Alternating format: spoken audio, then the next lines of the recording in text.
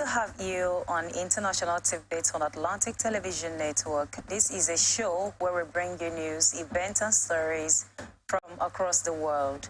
Here we ensure that the real on-time news are packaged for the viewing pleasure of the people, and I will be doing this with Anita Obari. Thank you for joining me. Thank you, sir. Looking at our headlines there, this one is coming from Egypt. Building collapse in Cairo claims 4 people. In Morocco, Senate President delays trip to Israel over health challenge.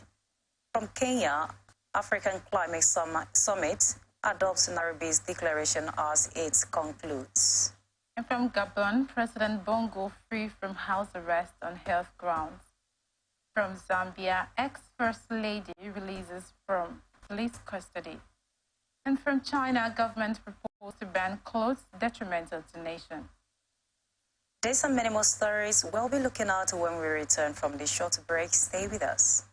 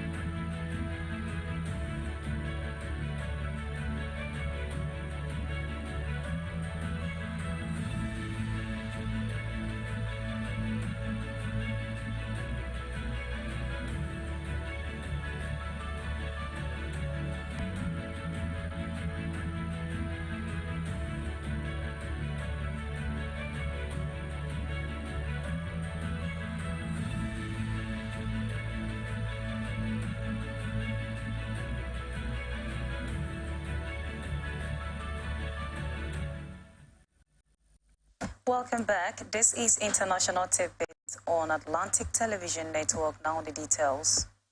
A building collapse on Wednesday killed 4 Egyptians from the same family in a Cairo neighborhood, where a similar tragedy occurred earlier this summer, this media reported. 5 people were also injured when the 4-story building fell in a street in working-class Hadajak Waba district. The state-run Delhi Al-Hamad reported. On 17 July, 13 people, including at least 7 were from the same family, died under similar circumstances in the same neighborhood. Several structures have collapsed in the recent year in Egypt, leaving numerous victims because of their dilapidated conditions as well as lack of respect for planning laws. While those accidents also occur outside Cairo, the situation is particularly grave in aspiring capital, Africa's second most populated city, with more than 20 million inhabitants. Morocco's Senate president has postponed a historic visit to Israel due to a medical emergency, the Israeli parliament announced on Wednesday. The announcement came just a day before Enam Mayara was scheduled to visit Israel's Knesset or parliament on a trip aimed at cementing the fledgling ties between the two countries. Mayara was to be the first Moroccan official and one of the few Muslim leaders ever to set foot in the Knesset. The parliament had planned to greet him with a red carpet and a ceremonial guard of honor. Israel and Morocco fully normalized relations as part of the 2020 Abraham Accords, a series of diplomatic agreements between Israel and 4 Arab countries brokered by then-President Donald Trump. The Knesset issued a statement late Wednesday saying that Mayara has been hospitalized during a stop in neighboring Jordan. He was forced to reschedule his Israel trip and call off a visit earlier in the day to the Palestinian government in the West Bank, the statement said. I am sorry that because of a medical emergency, I am unable to come to the Knesset, the statement quoted Mayara as saying. It gave no details on the nature of his illness, but said he would return to Morocco.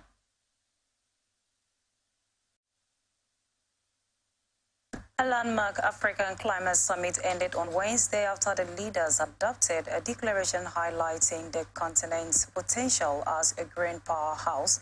Kenyan President William Ruto said, "We march on with the Nairobi's declaration," said Ruto, bringing the third-day conference to a close. It has pushed for a narrative shift in the talk focusing on Africa's shifts to clean energy, even as the continent reels from climate-related disasters. This declaration will serve as a basis for Africa's common position in the global climate change process, the final version of the document seen by AFP said. Analysis says as a united African voice could generate momentum for the series of key gatherings leading to a cross-UN climate summit starting in November, including the G20 meeting in New Delhi this weekend. The declaration calls for a new financing architecture that is responsive to Africans' needs, including those restructuring and relief as frustration mounts over the highlights of the financing and the continent. It also asks its rich Gabon popular to honor long-standing climate pledge to poorest nation and urge world leaders to back a proposed Gabon tax on fossil fuel, trade, maritime transport, and aviation. Gabon's school leaders said ousted President Ali Bongo was free to leave the country. Gabon's military leaders have announced an end to depose President Ali Bongo's house arrest, saying he is now free to move about. In a communique read on state TV on Wednesday evening, military spokesperson Colonel Ulrich Mafumbi said the decision to free Mr. Bongo was due to his state of health. He may, if he wishes, travel abroad for medical checkups, he added. After the military staged a coup on 30th August, they placed the former president under house arrest and announced they were in control of the oil-rich country. The decision to free him follows pressure from the Central African Regional Bloc ECAS and Gabon's neighbors to respect the physical integrity of the ousted head of state. In 2018, Mr. Bongo suffered a stroke. His health was a major source of concern for many in the build-up to the 2023 presidential election.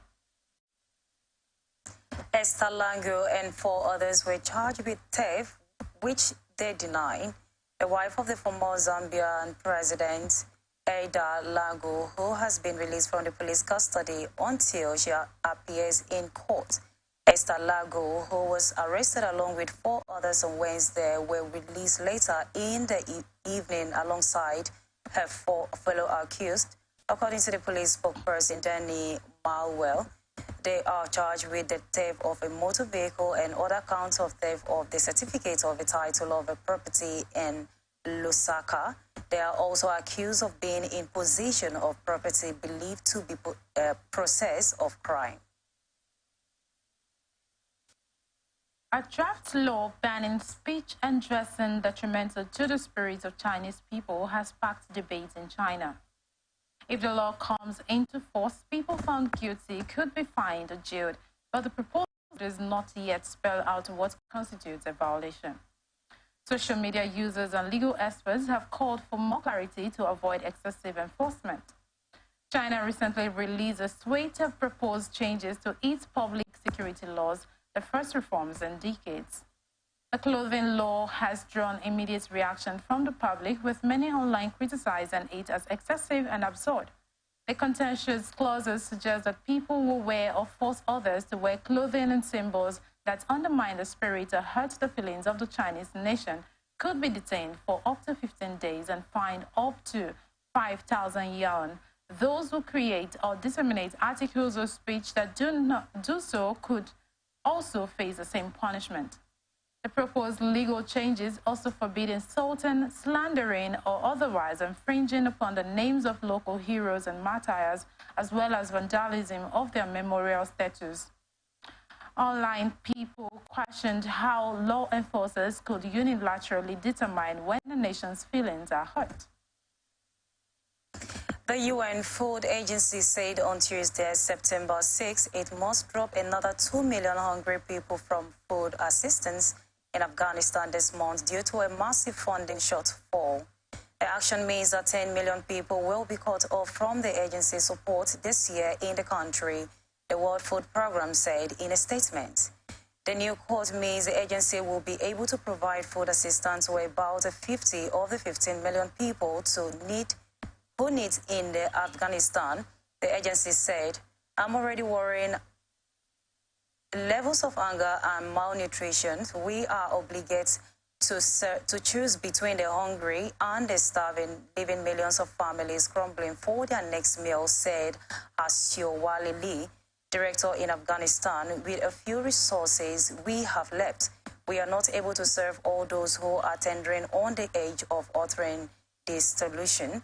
The Taliban promised on more moderate rule than during their previous period in power in 1990s.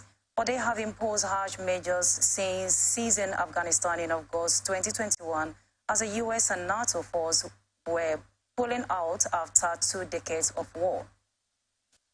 Among their actions, the Taliban have prohibited Afghan women from working at local and non-governmental organizations. Aid agencies has been providing food, education, and health care support to Afghan in a week of the Taliban's takeover of August 2021 and the economic collapse that follows. Japan launched a rocket Thursday carrying an X-ray telescope that will explore the origins of the universe, as well as a small lunar lander. The launch of the HIIA rocket from Tanegashima Space Center in southwestern Japan was shown on live video by the Japan Aerospace Exploration Agency, known as JAXA. "We have a liftoff," the narrator at JAXA said as the rocket flew up in a burst of smoke, then flew over the Pacific. 13 minutes after the launch, the rocket put into orbit around Earth a satellite called the X-ray Imaging and Spectroscopy Mission, or XRISM, which will measure the speed and makeup of what lies between galaxies. That information helps in studying how celestial objects were formed and hopefully can lead to solving the mystery of how the universe, strength of light at different wavelengths, the temperature of things in space, and their shapes and brightness. David Alexander, director of the Rice Space Institute at Rice University, believes the mission is significant for delivering insight into the properties of hot plasma, or the superheated matter that makes up much of the universe. Plasmas have the potential to be used in various ways, including healing wounds, making computer chips, and cleaning the environment.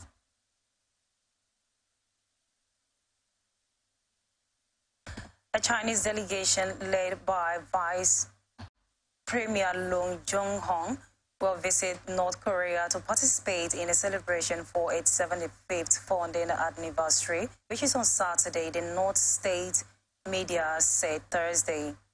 The report came amid speculation that North Korean leader Kim Jong-un is preparing to visit Russia soon for a meeting with Russian President Vladimir Putin that could be focused on advancing talk for North Korean cells to refuel Russia's reserve drains by its war on Ukraine. Pyongyang official Korean Central News Agency said the visit by the Leo delegations came at the visitation of North Korea's ruling Workers' Party. It didn't specify the events the Chinese official would be participating or whether they would be meeting Kim.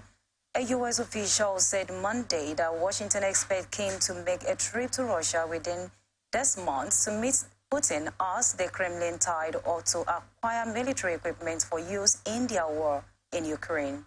According to some U.S. reports, the meeting could happen as early as next week in the eastern Russian city of Vladivostok, where Putin is expected to attend an annual economic forum that runs from Sunday to Wednesday.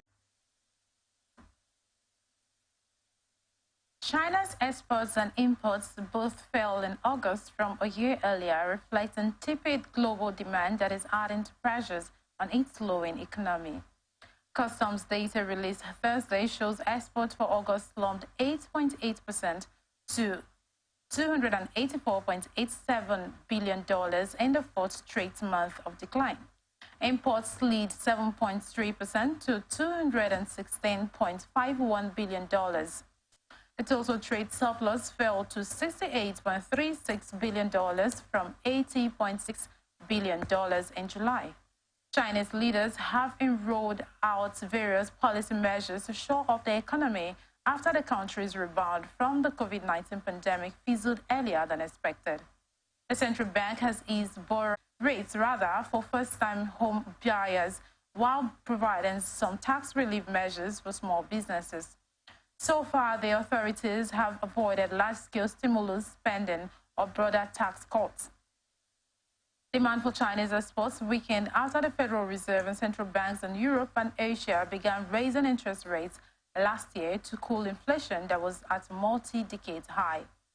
Economists say much of the impact of those rate increases has yet to filter through major Western economies where consumer spending has remained relatively strong.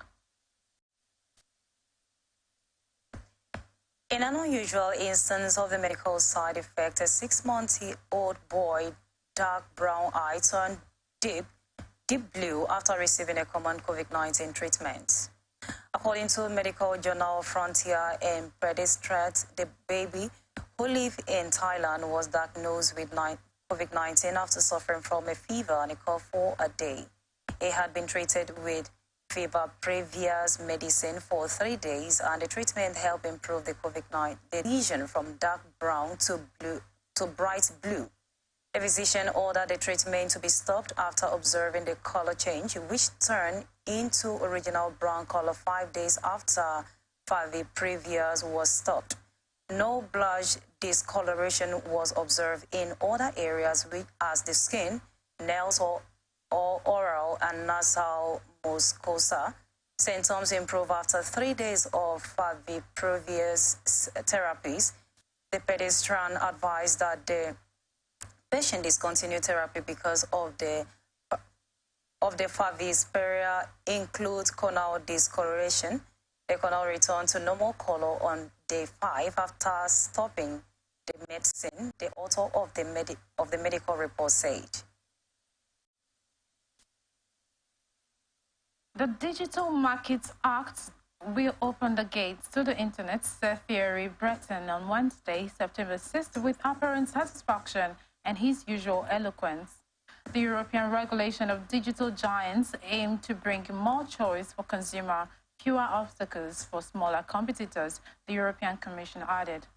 The bill represents an important step forward with the designation of the 6 major companies concerned: Google, Apple, Meta, talking about Facebook, Instagram, WhatsApp, Microsoft, Amazon, and ByteDance, TikTok.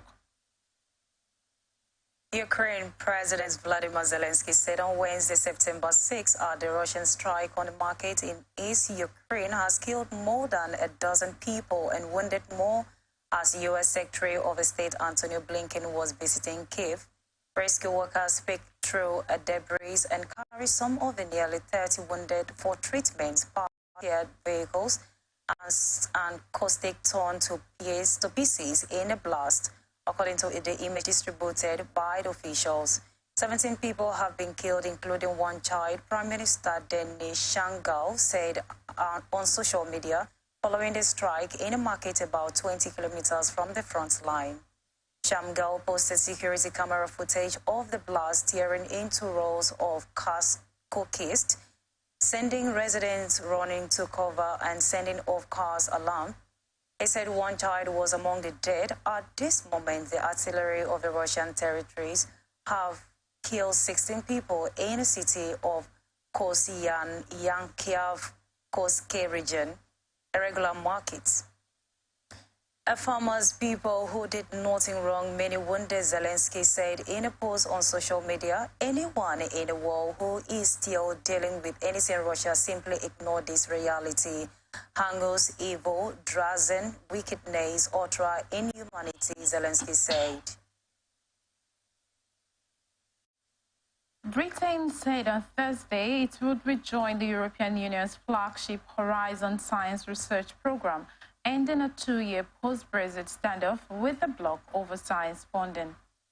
The agreement, which excludes the EU's Euratom nuclear research scheme, signals a further improvement in bilateral relations 7 months after a row over trade was resolved. Prime Minister Rishi Sunak's office said in a statement he has secured improved financial terms of association with the Horizon project.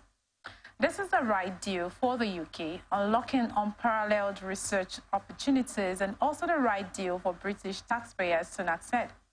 Sunak's office said Britain would also associate with the European Earth Observation Programme Copernicus, but not with the EU's Euratom programme, instead chosen to pursue a domestic fusion energy strategy. Today's political agreement on the UK's participation in Horizon Europe and Copernicus will strengthen science across the whole of Europe, European Commissioner President Ursula von der Leyen said on messaging platform X, formerly known as Twitter.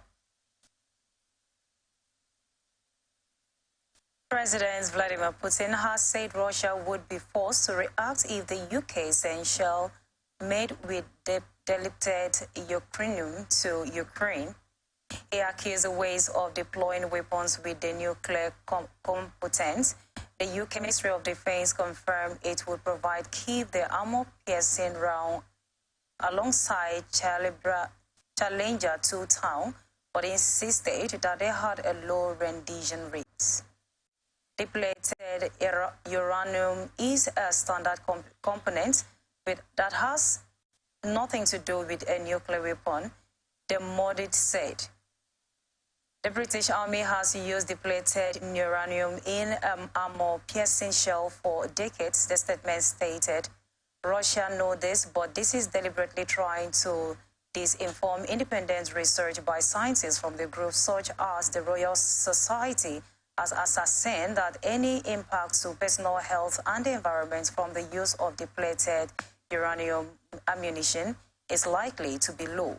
Former British Army rank commander and chemical weapon expert Cole Hamish de Broughton Cardon said Mr. Putin's comments were classic disinformation.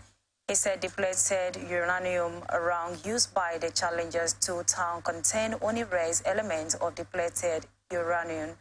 He added it was laudable to suggest depleted uranium around where is in any ways linked to nuclear weapon which use enriched uranium.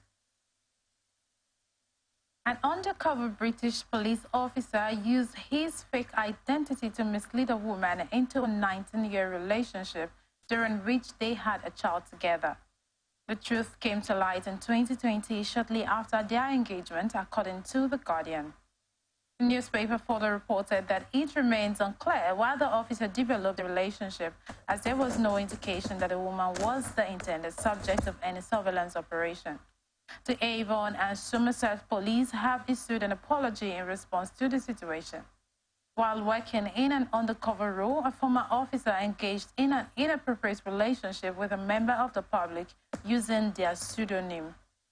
The member of the public has no connection with policing, and until recently, they were entirely unaware of their links to an undercover police officer, the police force said in an apology. We are sorry. We recognize and understand the devastating and appalling impact this has had on all those affected, and we have taken and continue to take our duty of care to them extremely seriously. Our commitment to support them is unwavering, and our genuine and sincere intention is to ensure they are getting the support they need both now and in the future, the police department said. The newspaper further mentioned that the police officer had concealed his real identity from the woman for the duration of that period, never telling her his real occupation and using his fictitious identity on the birth certificate of their son. In 2020, after the couple were engaged to be married, the woman discovered that her fiancé, whom she believed to be a businessman, was in fact a police officer who had subjected her to a sophisticated deception lasting almost 2 decades. According to police officials, car theft has increased by over 19% this year, continuing a trend that has been fought by a popular social media challenge. Car theft is a significant problem in many parts of the United States, and it continues to be concern for law enforcement agencies, communities, and vehicles owners in the past. Financial motivations were the primary driving force behind car theft in the United States. However, the recent statement from the New York Police Department was highlighted a concerning trend. The viral social media challenge is now encouraging young individuals to engage in joyride by hijacking Kia and Highland-Dave vehicles. This alarming trend has led to a nearly 19% increase in a car theft this year. We have seen double-digit increases. It's simply not acceptable, Police Commissioner Edward Garbon said during a news conference. According to the police data, there have been a total of approximately 10,600 car thefts in 5 boroughs this year, making an increase from around 90,000 during the same period last year. Car thefts were up to 25% in August compared with the same month last year, an official said.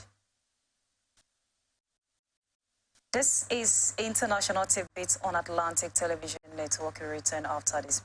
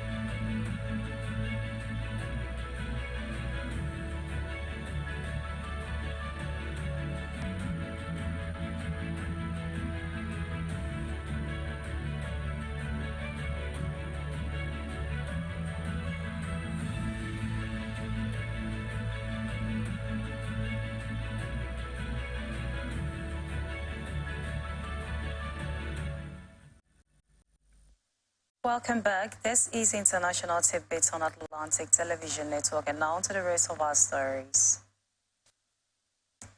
California's legislature has become the first in the U.S. to approve a bill banning caste discrimination. Legislators say the measures would protect people of South Asian descent who are alleged unfair treatment.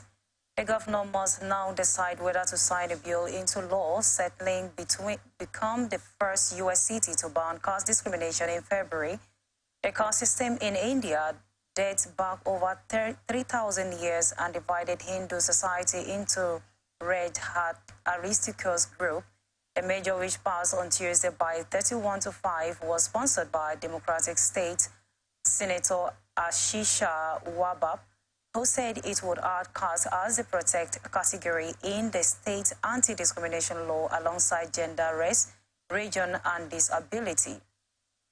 The decisive debate over California's anti-caste bill settling became the first U.S. city to ban caste discrimination, while the West is reckoning with the caste bias now. We shine our eyes on a long hidden form of discrimination thousands of years ago, invisible shackling on the ways of millions of people, said Ms. Wabab, who is a first Muslim and Afghan-American woman elected to the state legislature. In a win for Biden administration, a federal judge Wednesday ordered Texas government judge aborted to remove floating barriers in a state place in a Rio Grande River to deter illegal migrant crossing. U.S. District Judge David Zara and Ragan appointees issued an order for a swift removal of the 1,000-foot barrier near Eagles Pass, Texas, granting the Justice Department request for a preliminary injunction while the case is dilated. He gave the state until September 15 to remove the barriers and prohibited from its building now barrier in a river pending final judgment in the matter. Zara, who based in Austin, said the Justice Department would most likely prevail on the merit of the case when a trial takes place, adding that the Texas violated federal law when it installed the barrier system under blotted directive.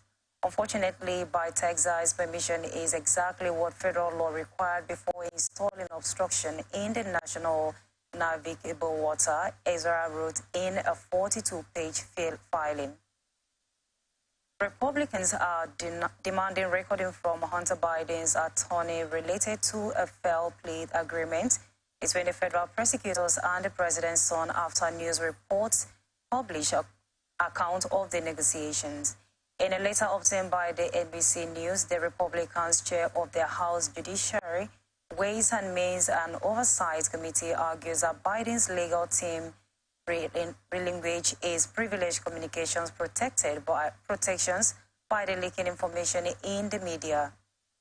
Given that this disclosure have been made to two media outlets and its information has been widely publicized, no bias exists to withhold this documents and communications from the committees, including on the bias of any purported duty of confidentiality, work products, or other privileged interests, said the letter signed by the GPO rep Jim Jordan of Ohio, Jason Mills of the Missouri, and John Kama of Kentucky. Special Counsel David Weiss said in a court filing Wednesday that he expects to indict Biden in a coming week.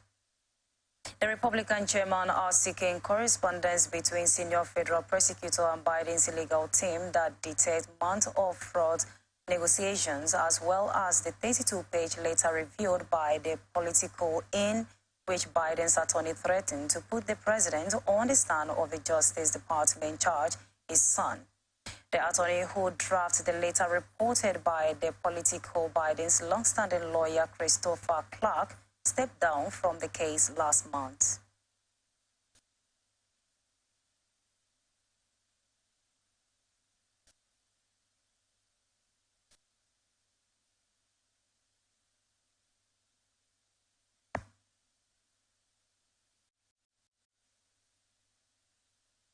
And this is coming from Rwanda. And joining me in the conversation today is Mr. George Kingsley Papa-Mia, an international affairs analyst. Thank you so much for joining me today in the conversation. Yes, good afternoon.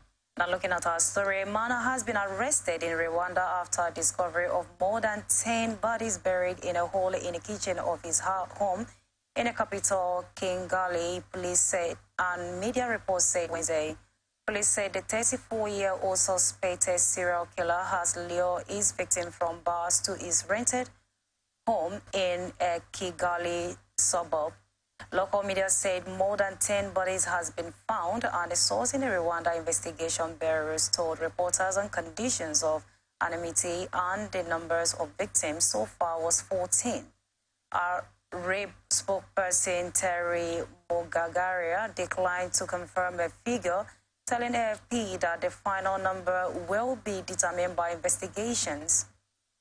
The suspect has literally been arrested in July on the suspicion of the robbery and rape, among other offences, but was granted bail due to the lack of evidence. He said, quoted by the local media, investigation continued, however, and he was rearrested on Tuesday and his home search, leading to the discovery of the bodies dumped in a pit he has dug in his kitchen. The suspect confessed that he has to kill from watching famous serial killers. He dissolved some of his victims in acid. The rape source said he would study his victim before tackling them and usually went for those that are most likely not to have close family or friends to look out for them. Monagari said the suspect has confessed during interrogation to the killing, and the preliminary investigation has found the victims were both male and female. He operated by luring this victim, mostly prostitutes, to his home where he would rob them of their phones and belongings and then strangling them to death and bury them in a hole dug in the kitchen of his rented house, he said.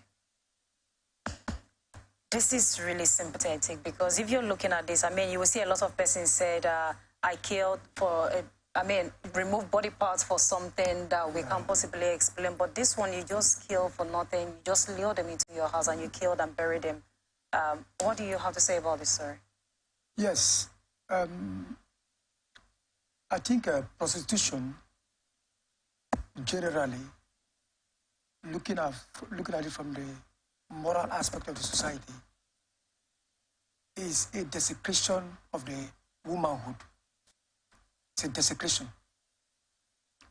But because we have seen the society grow from its stage to a more complex situation, most people have put themselves into a situation where they do things on their own without looking at the sanctity of the woman. All right? The woman is a sanctity to the world. She's a sanctity to the society. She's a sanctity to a family. All right? And that is why she is a mother.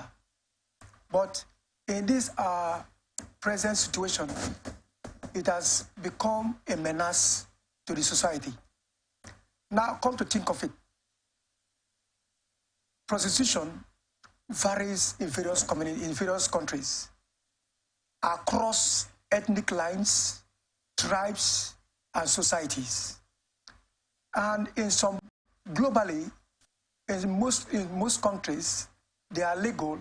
In most countries, the legality is limited, while in most countries, the legality is sustained. Now, the legality in most countries that will be able to feature include China. In China, prostitution is illegal.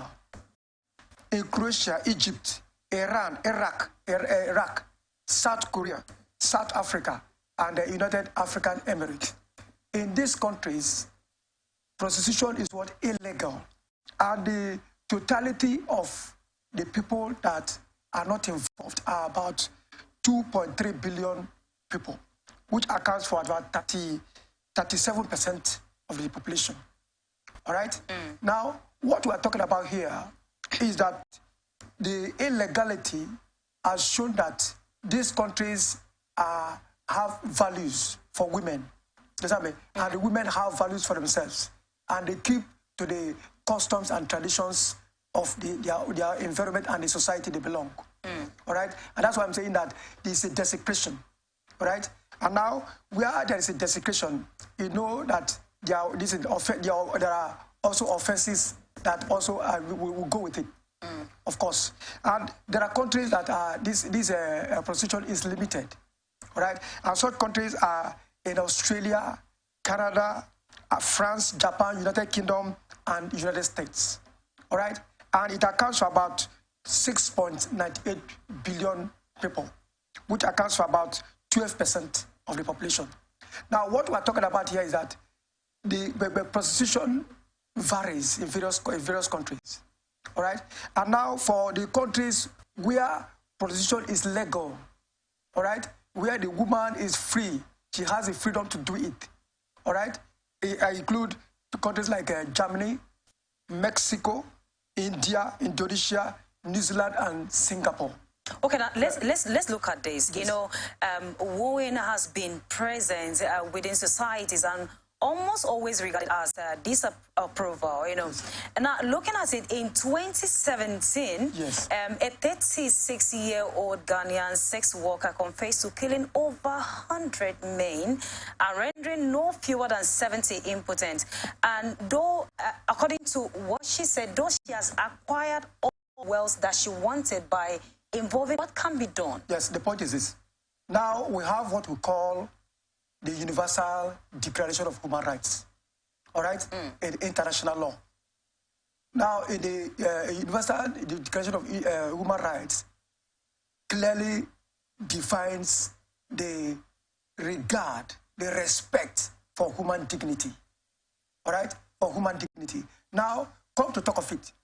Here, we're talking about rights of a man, rights of a woman, rights of a girl, right to work, right to education, and all that. That's why it is called Universal Declaration of Human Rights.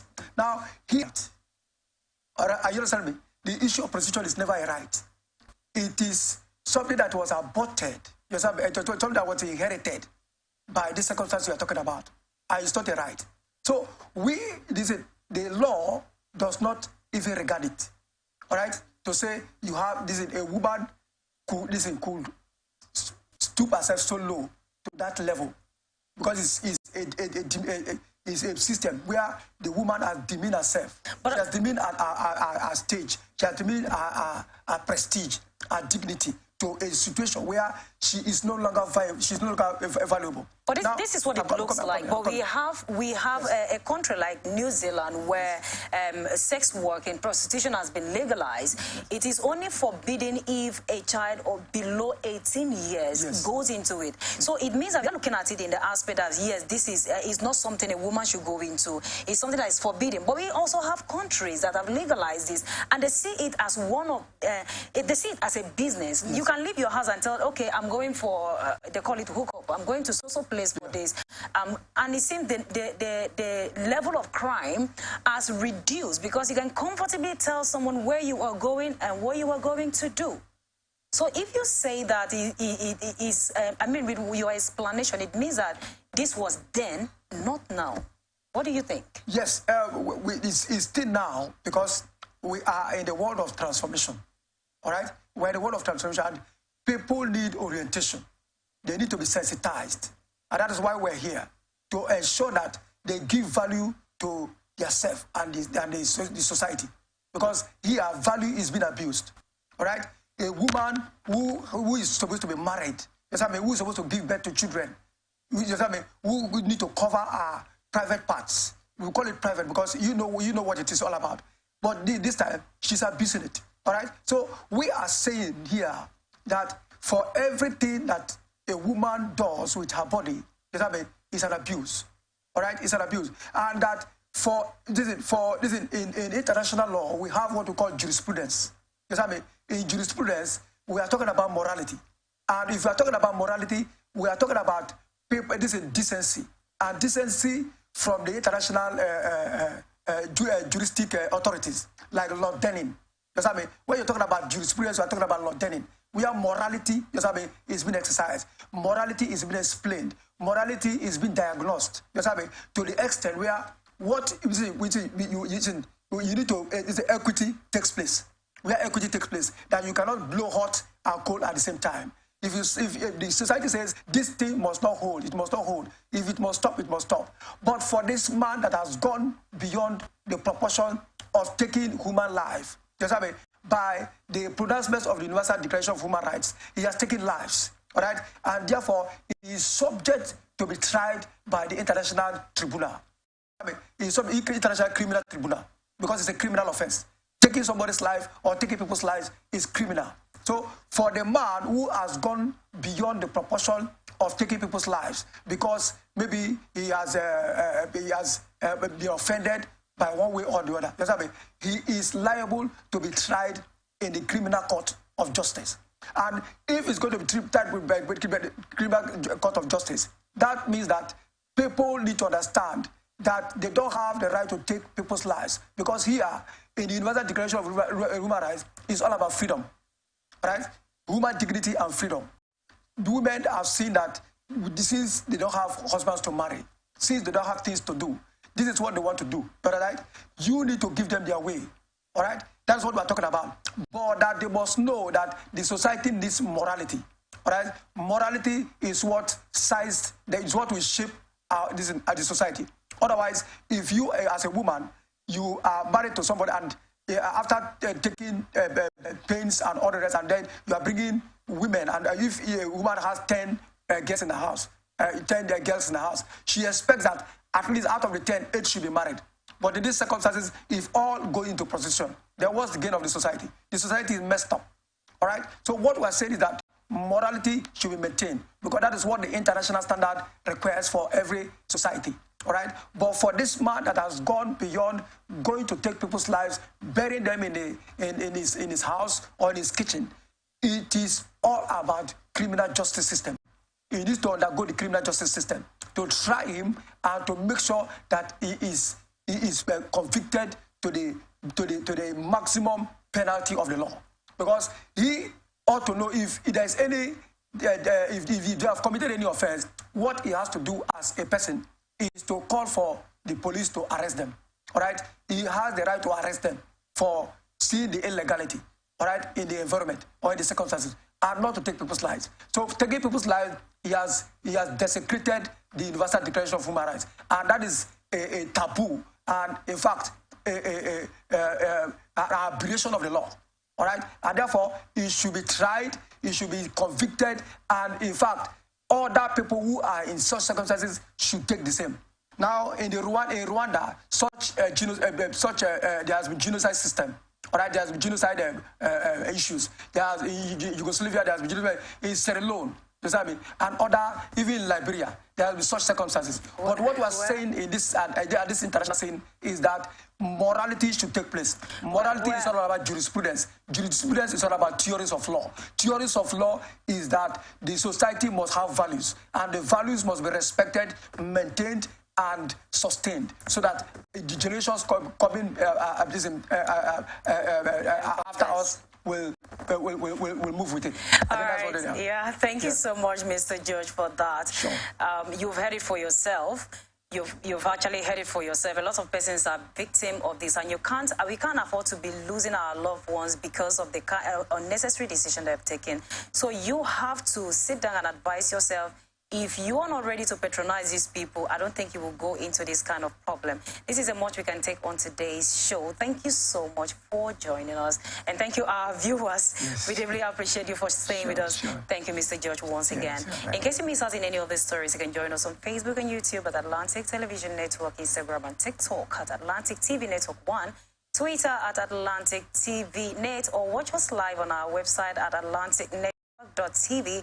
Do remember that peace and unity are the pathways to progress. Thank you so much for watching and continue to stay connected on ATM Socials. I am Immaculata Irikana.